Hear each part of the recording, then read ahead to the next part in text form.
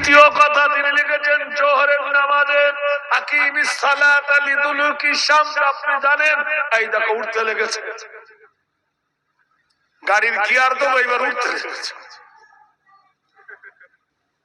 ওই জন্য মন ভেজাচ্ছে। ক টাকা দেবে দেখেন, বেশি করে দেন,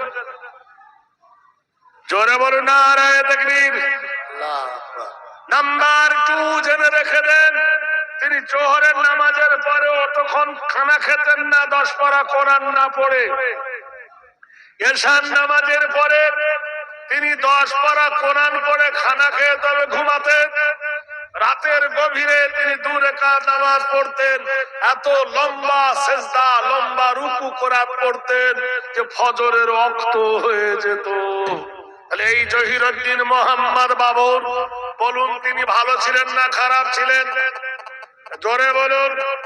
পাকিস্তান, বাংলাদেশ, শ্রীলঙ্কা, ভারত, এত বড় বিশাল সাম্রাজ্য, এই সাম্রাজ্যের মধ্যে কোথাও জায়গা পায়নি।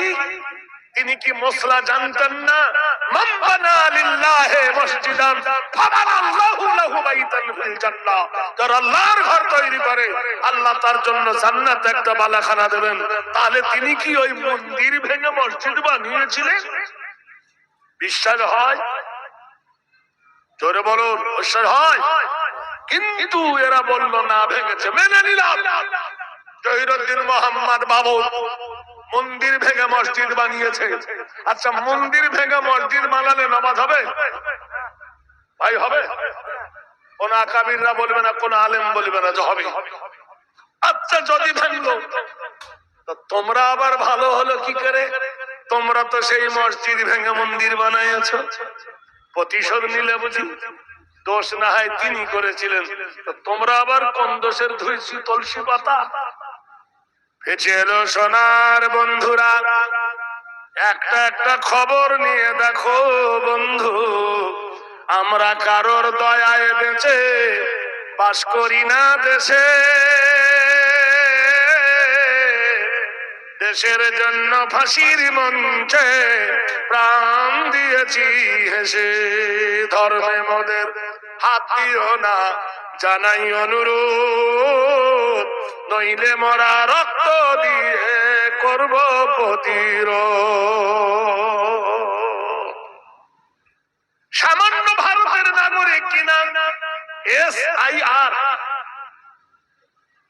এর মানে তুমি ভারতের নাগরিক কিনা তাই দলিল দাও, Aadhaar card, voter card, PAN card, জমির দলিল, কুষ্টি শুদ্ধ দেখা। তাহলে এই ভারতের বাসিন্দা হতে গেলে যদি এত প্রয়োজন হয়, আমি যদি জিজ্ঞাসা করি তুমি কোন ধর্মী, তা বলবেন খ্রিস্টান। তা তুমি যে খ্রিস্টান ধর্ম দলিল দাও, তুমি কে? আমি বুদ্ধ, তোমার বুদ্ধ ধর্মের দলিল দাও। তুমি কে? আমি জৈন, তোমার জৈন ধর্মের দলিল দাও। তুমি কে? মুসলিম, তোমার মুসলমান ধর্মের দলিল দাও। সেই দলিল মোতাবেক কাজ চলবে। জমি কিনতে গেলে দলিল না হলে জমি চলে না, রেকর্ড না হলে জমি কেউ কেনে না। তা আমি যে ধর্ম মানবো সেই ধর্মের দলিল দেখাও। তুমি কে? আমি জৈন। তোমার কিতাব স্থিপিটা ওং কৃতমং ধীরায় শরধীতনামং নমস্তিতে। এই দেখো, আমি জিজ্ঞেস করলাম তুই কোন ধর্মের কিতাব? কে কে কে তীর মেরেছে? রাজহাঁসের বুকে লেগেছে দেবদত্ত? আমি তো জানতে চাইনি, আমি জানতে চেয়েছি তোমার দলিলের নাম কি? তুমি কে? বলে আমি হিন্দু। তোমার ধর্মের নাম কি? বলে আমার ধর্মের নাম সনাতন ধর্ম। কিতাবের নাম কি? রামায়ণ। হলো রামায়ণ। রামায়ণ খুলে পাবে রঘুপতি রাগ রাজা রাম পতিত পাবন সীতারাম। আচ্ছা, আমি তাই জিজ্ঞেস করেছি কে রাজা হলো, কে বনে গেল, কার বউ চুরি হয়ে গেল, ও আমার জানার দরকার নেই। তুমি কে? বলে আমি খ্রিস্টান। তোমার ধর্মের দলিল কি? আচ্ছা, মাই ফাদার ইজ গড, আমার বাবা আল্লাহ। আল্লাহ যদি তোর বাপ হয় তো মা কে হবে রে পাগলা? ফেসে গেছে। তুমি কে? বললো আমি মুসলিম। তোমার ধর্মের নাম কি? বলে কোরআন। কোরআন তোমার দলিল কি? কোরআন বলে দেন ইন্নাদ্দীনা ইনদাল্লাহিল ইসলাম। আল্লাহু আকবার বলবেন না? জোরে বলুন। ও কোরআন তোমার বাড়ি কোথায়? মিশর না কলকাতায়, হাওড়া না দিল্লি না আরবে? কোরআন বলে দেন বাল হুয়া কুরআনুন মাজিদুন ফি লাওহিম মাহফুজ। আমি পৃথিবীতে আগমন করার আগে, তশরিফ আনয়ন করার আগে আল্লাহর লৌহ মাহফুজকে সুসজ্জায় সজ্জিত করে রেখেছিলাম। 19 সালে যখন এনআরসি শুরু হলো রে বন্ধু, লকডাউন। কি হয়েছিল? লকডাউন। লক মানে কি? তালা। ডাউন মানে নিচে। নিচে ছিল খোলা, মুখ ছিল তালা, ঠিক না? তো লক আপ বলতে হতো, ঠিক না? এই লকডাউনের সময় একটা ব্যারাম এলো, নাম হলো করোনা। কি হলো? Corona virus. আচ্ছা, করোনা ভাইরাস থেকে বাঁচার জন্য কে বাঁচাবে? আল্লাহ বাঁচাবে না গরুর মুখ? কে বাঁচাবে? গেলাস গেলাস গরুর মুখ খেয়েছে ঢক ঢক করে। 700 টাকা গেলাস, এক গ্লাস গরুর মুখ 700 টাকা।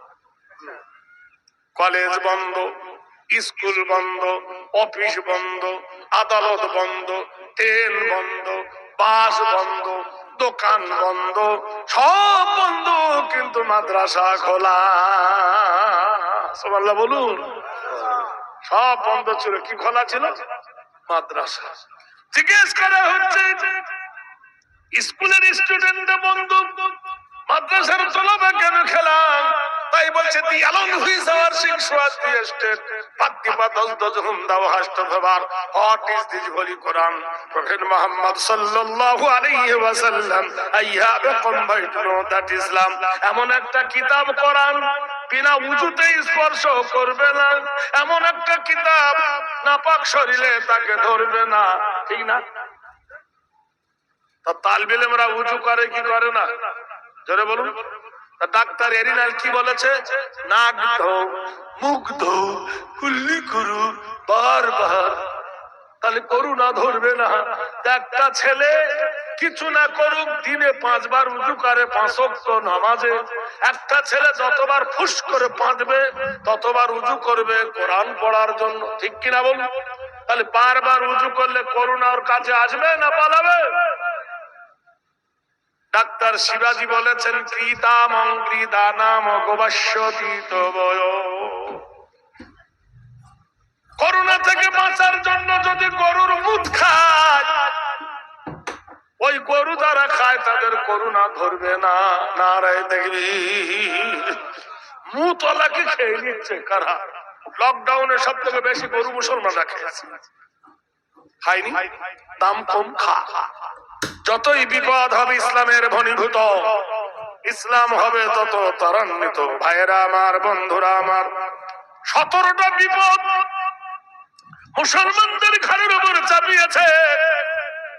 একটা বিপদ মুসলমানদের ঘাড়ের উপর চাপিয়েছে, কিন্তু চাপালে কি হবে? সব জাল ছিঁড়ে আল্লাহ মুসলমানকে বিজয়ী করেছে। বলুন সুবহানাল্লাহ। আমি আপনাদেরকে প্রমাণ দিচ্ছি, জানেন? জিজ্ঞেস করা হলো কোরআন তোমার বাড়ি কোথায়? কোরআন বলে দিল আমার বাড়ি হলো বাল্লুহুয়া কুরআনুম মাজিদুন ফি লাওহিম মাহফুজ।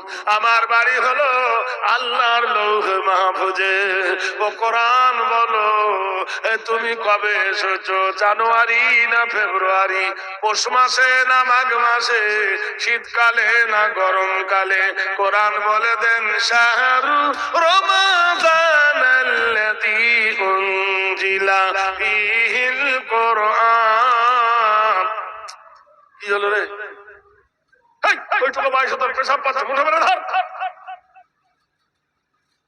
গাড়ির গিয়ার দেওয়ার আগে যদি ছাত্র পালায় তো হয়, তাহলে জোরে বলুন নারায়ে তাকবীর। গাছে পাকা আম আছে, কেটে টেস্ট করি, দাঁড়ান। সুবহানাল্লাহ বলুন। বিশ্বনবী সাল্লাল্লাহু আলাইহি সাল্লামের জীবনে একটা মারাত্মক যুদ্ধ হয়েছিল। সেই যুদ্ধটা সব আলেমরা জানে, তার নাম হলো জঙ্গে খয়বর। 21 দিন ধরে যুদ্ধ হয়েছিল। দিনে যুদ্ধ করার পর নবী 3 দিন অবস্থান করলেন, তখন থেকে আসতে 25 দিন হয়ে গেল। সাহাবীরা মসজিদে নববীতে রাসূলুল্লাহ এলান করে দিলেন, সাহাবীরা আপন আপন বাড়ির দিকে তোমরা চলে যাও, 25 দিন ধরে তোমাদের ছেলেমেয়েরা তোমাকে দেখেনি। আল্লাহর হাবিবের বাড়ি ছিল, নবী গেলেন না। মদিনার মসজিদের একটু পাশে একটা মসজিদ আছে, নাম হলো মসজিদে গামামা। 7টা গম্বুজ মসজিদটা আজও আছে। ওর পাশে একটা ছোট্ট ঘর আছে, দেখবেন ওইটা হলো হযরতে মা ফাতেমার ঘর। রাসূলুল্লাহ সাল্লাল্লাহু আলাইহি ওয়াসাল্লাম মা ফাতেমার বাড়িতে গেলেন, ডাকছে, আসসালামু আলাইকুম ও ফাতেমা বিনতে মুহাম্মদ, দুখুলুল বাব। নবী দরজার গেটে গিয়ে ফাতেমাকে সালাম দেন, বাপ হয়ে মেয়েকে সালাম দেন। আপনারা আপনাদের মেয়েকে সালাম দেন? আপনাদের মেয়েদেরকে সালাম দেন? আপনাদের মেয়েরা দেয়? বিটি বিটি, হায় রে কপাল। আপনাদের বিবিরা সালাম দেয়? আপনারা দেন? আসসালামু কবলুল কালাম, কথা বলার আগে সালাম দেন। এখন কালকে ফজরের নামাজের পরে যদি বলেন আপনার বিবিকে আসসালামু আলাইকুম, আপনার বিবি হাসবে না কাঁদবে? দাঁত বার করে হ্যাঁ করে হাসবে। বুড়ি হয়ে গেলাম, কোনদিন দিলে না, আজকে দিচ্ছ। রাসূলুল্লাহ সালাম দিলেন কাকে? নিজের কন্যাকে।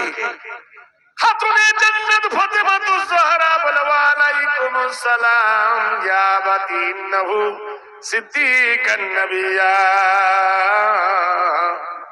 ভিতর থেকে সালাম দিলেন আব্বা জান, কিন্তু ফাতেমার আওয়াজটা কান্নার সুরে ভেসে এলো। আল্লাহর নবী বলছেন, ফাতেমা কাঁদিস কেন রে মা? ফাতেমা বললেন, বাবা জান, আজ 25 দিন হয়ে গেল তোমার চাঁদ মুখখানা দেখি নাই গো আব্বা। কলেজায় টান ধরেছে গো আব্বা, মা নাই গো আব্বা। আজ 25 দিন তোমার মুখে মা বলি শুনি নাই, আর 25 দিন তোমার চাঁদ মুখখানা দেখি নাই। ফাতেমা খাতুনে জান্নাতের কান্না শুনে আল্লাহর নবী বললেন, ফাতেমা রে, করিবান জিদ্দান, নিকটে তো আমার বাড়ি, আমি আসরের সময় এসেছি রে মা, তুই তো আসরের নামাজ পড়ে আমাকে দেখতে যেতে পারতি। ফাতেমা কেঁদে উঠে বললেন, বাবা জান কেমনে যাব, আমার গায়ের জামাটা গেছে ছিঁড়ে, আমার পায়জামাটা গেছে ছিঁড়ে, মাথার ওড়নাটা গেছে ছিঁড়ে, এই অবস্থায় বাহিরে বার হতে পারি না দিনের বেলায়। আল্লাহর নবী বলছেন, মা রে আয় একবার চাঁদ মুখখানা দেখি। ফাতেমা বলে, বাবা যাওয়া যাবে না তোমার সামনে, আমার গায়ের জামাটা ছিঁড়ে গিয়েছে, পায়জামাটা ছেঁড়া, আমার পর্দা বলে গায়ে নাই। আব্বা জান এই অবস্থায় আলীর সামনে যেতে পারি গো আব্বা, আপনি আমার পিতা জান, আপনার সামনে যাওয়া যাবে না। রাসূলুল্লাহ কেঁদে ফেললেন। আল্লাহর নবী তাজদারে মদিনা মাথার পাগড়িটা খুলে জানলার ভিতর থেকে দিয়ে বললেন, ফাতেমা রে, এই আমার মূল্যবান পাগড়িটা পরিধান করে আমার কাছে আয়, তোর চাঁদ মুখখানা দেখে নি। আল্লাহর নবীর কথা শুনে খাতুনে জান্নাত ফাতেমা বললেন, বাবা কাল সকাল বেলায় কি দেখলে হবে না?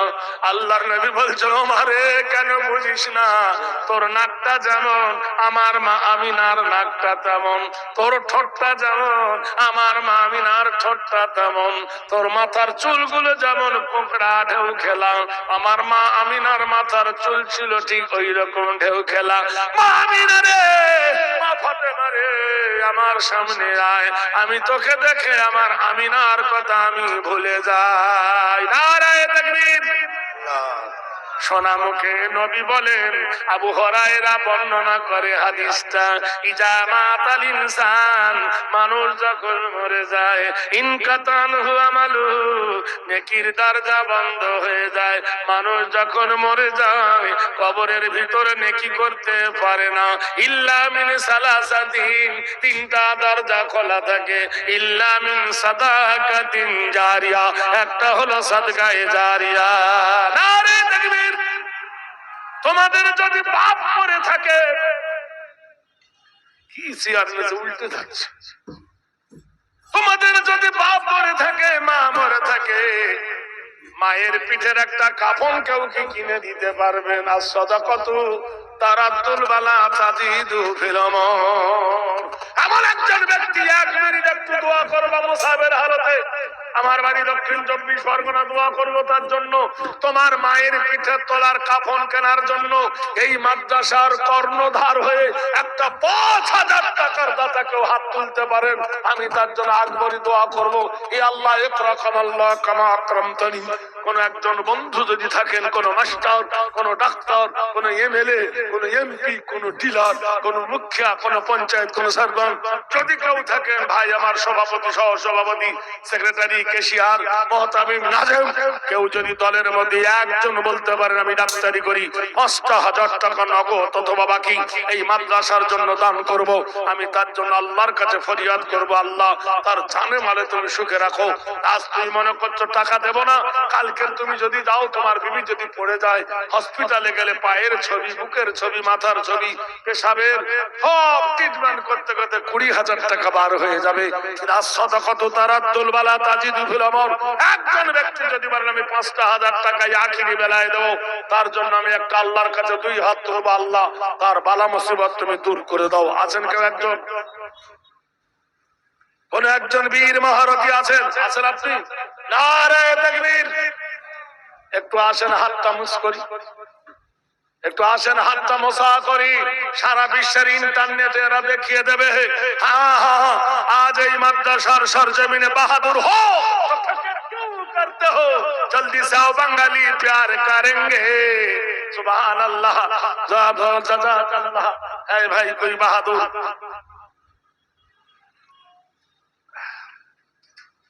কোথায় বাড়ি? সুবহান আল্লাহ। কুত্তে সাদিয়া ইমামি নমাই দিয়ার, দেখেন দাদা, কুত্তে সাদিয়া ইমামি নমাই দিয়ার, ফাতিহা তু বাব জান্নাত কা মেয়ার। নারে তাকবীর। দানবীর দানবীর বলুন 5,000 টাকা বলুন মারহাবা। এ ভাই, এ বন্ধু, আল্লাহ জোড়া খুব পছন্দ করে, একটা জোড়া হবে না এই দলের মধ্যে? ওয়া খালাকনাকুম আজওয়াজা, আল্লাহ বলছে আমি জোড়া জোড়া করে বানিয়েছি। ভাই কে আছেন আল্লাহর বন্ধু? একজন আমার জোড়া হয়ে যান, আমার বন্ধুর সঙ্গে দোয়া করব। খোদা হে আল্লাহ, এই রাতের গভীরে আল্লাহ তুমি দেখতে পাচ্ছ, রাত গভীর, সুবহানাল্লাহ।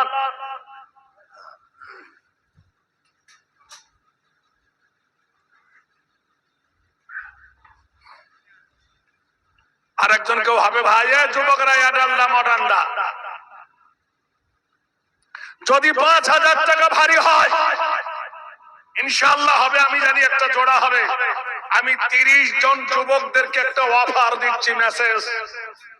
মুর্শিদাবাদের মাটিতে কিভাবে মসজিদ তৈরি হচ্ছে দেখো গা। ভারতবর্ষের কমিউনিস্ট জালেম পার্টি, ইসলামের দুশমনরা, তারা এই প্রশংসায় পঞ্চনীয় হয়ে গেছে যে পৃথিবীর সৃষ্টি থেকে এই পর্যন্ত কোন গির্জা, কোন মন্দির, কোন মসজিদ, কোন ঘর এত টাকা পড়েনি। মাত্র 6 দিনে 700 কোটি টাকা জমা পড়েছিল। 6 দিনে 700 কোটি টাকা, করোড় রুপিয়া। একজন 40 গাড়ি ইট দিয়েছে কান্ধি। একজন হিন্দু মহিলা, তিনি 40 কুইন্টাল রড দিয়েছেন। 40 কুইন্টাল, ভাবতে পারেন ভাইরা আমার? একজন বলেছেন 5 কেজি সোনা দেব, 5 কেজি। যে জায়গায় দাঁড়িয়ে মেম্বারে খুতবা দেওয়া হয়, কৃত নাম সর্বহেরি নবকল্যাণ সর্বধায় অঙ্গরীষি সর্বভূতময়, মসজিদের ভিতরে যেখানে দাঁড়িয়ে খুতবা দেয়, জুম্মার দিন খুতবাটা দেয়, সেই জায়গার নাম কি? মেম্বার। মেম্বারের প্রথমে হলো মৌ, মেম্বারে দাঁড়িয়ে যিনি খুতবা দেয় তিনি মৌলভী মাওলানা, তারও প্রথমে মৌ, আর মুহাম্মদুর রাসূলুল্লাহর প্রথমে মৌ। সেই সোনা দিয়ে 5 কেজি সোনা দিয়ে মেম্বারটা বানিয়ে দেবে মসজিদে বাবরির। বলে বলুন নারে তাকবীর, আরো জোরে নারে তাকবীর। 30 জন সৌভাগ্যবান আমার মায়েদেরকে বলছি, মা তোমাদের জন্য টাটকা একটা গজল শোনাবো। আমি দেখছি গাছের পাকা আমগুলো পড়ে কিনা। সুবহানাল্লাহ বলুন। কে প্রথমে 1000 টাকা দেবেন দেখি? একজন কুইক 1000 টাকা টাটকা কে দিবে? একজন আছেন? নফস কইবে তৃষ্ণা তোর কমে যাবে, শয়তান বলবে তৃষ্ণা তোর কমে যাবে। আল্লাহ বলেন ইন তানসুরুল্লাহ ইয়ানসুরুকুম, তুমি যদি ইসলামকে সাহায্য করো আল্লাহ তোমাকে সাহায্য করবে। আছেন কেউ? এই ধারে অ্যাকাউন্ট এই দিকে, ওদিকে অ্যাকাউন্ট নয়, এখানে রিজার্ভেশন টিকিট কাটবো। একজন হয়েছে, দাঁড়াও।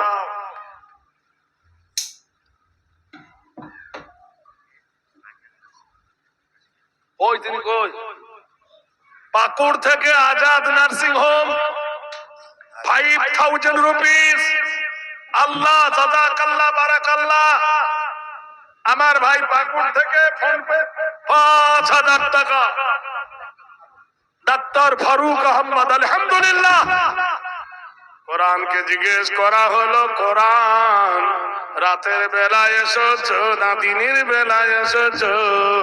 কোরআন বলে দেন ইন্না আনজালনাহু ফি লাইলাতিল কদরি, আমি কোরআন এসেছি ওই রাত্রিতে গো, সেটা হলো কদরের রাত্রি। ও কোরআন বলো একা এসেছো না কারোর সাথে এসেছো? কোরআন বলে নাযালা বিহি রূহুল আমিন, আমি এসেছি হযরত জিবরাইলের সঙ্গে। ও কোরআন বলো কি জন্য তুমি এসেছো, তোমার উদ্দেশ্য কি, মিশন কি? কোরআন বলে খুরুজু মিনাজ জুলুমাতি ইলান নূর, অন্ধকার কুয়াশা থেকে মানুষকে টেনে আনে আলোর পথ দেখাবার জন্য আমি কোরআন এসেছি। এ কোরআন বলো তোমাকে মানিলে কি হবে, না মানিলে কি হবে? কোরআন বলে দেন ফামান তাবিআ হুদায়া ফালা খাউফুন আলাইহিম ওয়ালা হুম ইয়াহজানুন, আমার তাবে হয়ে যাও, আমার ইত্তেবা করো, তাহলে কোনো ভয় নাই।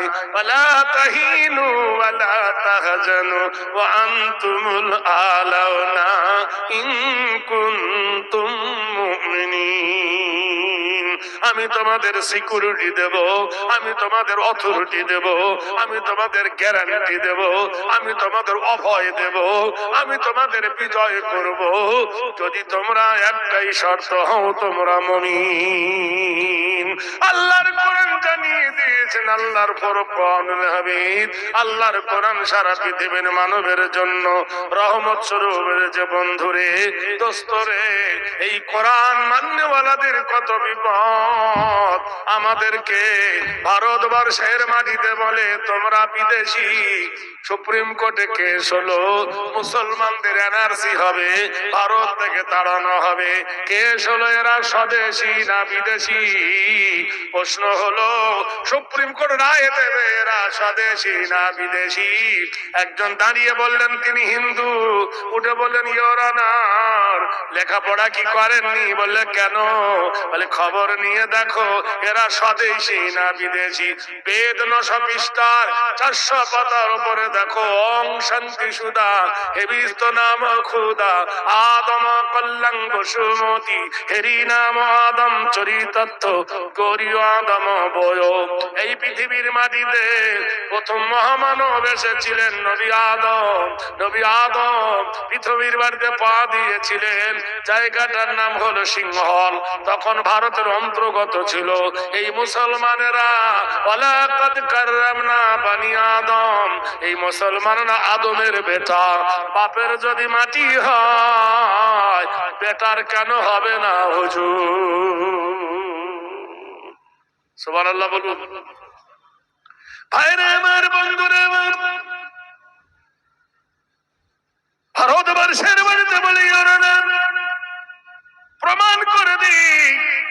হিন্দুরা বলবে আমরা কি ভারতের মাটিতে নয়? তোমাদের বেদ বলেছে গোমাতা ভস্যমায় নিবিদাত গোমাতা কল্যাণ বয় অং শান্তি শরণাত গোমাতা বয়। ওদের মা হলো গরু। মাকে ওদের বেদ বলছে ওদের মা হলো গরু। তো গরু যদি ওদের মা হয় যদি গোমাতা, মা যদি গরু হয় তাহলে বাপকে হবে এরে এরে ষাঁড় ষাঁড়, বুঝলেন? নারায়ে তাকবীর। আমরা বলেছি কি, আমরা কি বলেছি? মা হাওয়ার ওই দুটি সন্তান, মা হাওয়ার ওই দুইটি সন্তান হিন্দু মুসলমান, মন্দিরে ঘন্টার ধ্বনি মসজিদে আজান। ওরা বিদেশি, আমরা বিদেশি। অধীর রঞ্জন চৌধুরীর বাড়ি বাংলাদেশ, ভারতে এসে হলো স্বদেশী। মিঠুন চক্রবর্তীর বাড়ি বাংলাদেশ, ইন্ডিয়া এসে হলো স্বদেশী। প্রণব মুখার্জির বাড়ি বাংলাদেশ, ইন্ডিয়া এসে স্বদেশী। জ্যোতি বসুর বাড়ি বাংলাদেশ, ইন্ডিয়া এসে স্বদেশী। বুদ্ধ বাবুর বাড়ি বাংলাদেশ, ইন্ডিয়া এসে স্বদেশী। আদবানির বাড়ি পাকিস্তান, ভারতে এসে স্বদেশী। অটলের বাড়ি পাকিস্তান, বাংলাদেশে এসে স্বদেশী। সোনিয়া গান্ধীর বাড়ি হলো ইটালি, ভারতে এসে স্বদেশী। আমরা ভারতে জন্ম নিয়ে আমরা নাকি বিদেশি। আরেকটা বলবো না, হলো না।